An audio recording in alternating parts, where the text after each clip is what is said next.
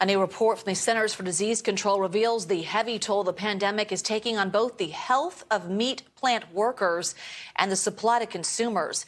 In its broadest survey of the problem to date, the CDC said there have been almost 5,000 COVID-19 cases and 20 deaths at 115 meat and poultry processing plants.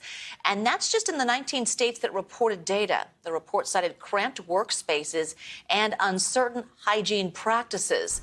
The world's biggest hamburger chain is now bracing for the potential impact on supply. McDonald's.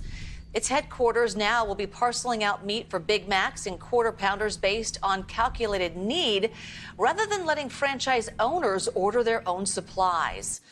Well, those issues in the meat industry may lead to yet another shortage at grocery stores. KPIX5's Devin Feely spoke to some experts who say that it might be a good time to make some changes to your diet. With coronavirus outbreaks at multiple meat processing plants across the country, and with the looming specter of potential shortages, sustainability expert Lauren Olson says consumers may want to consider cutting back on the overall amount of meat in their diets. Now is a great time to really explore the different options, not only for your health, but because of the supply chain issues. Olson says you don't have to overhaul your diet to make an impact. Even going meat-free one day a week could ease the strain on the system.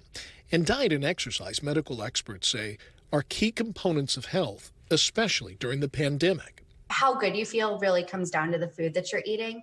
And so kind of staying to eating things that are really healthy is really important during this time, if not more important than usual. There are other ancillary benefits to eating less meat, Olson says, like reducing agriculture's footprint and impact on the environment. The environmental effects of meat are very large in terms of climate change, as well as water pollution. So the best that you can do is really cut back on your meat consumption.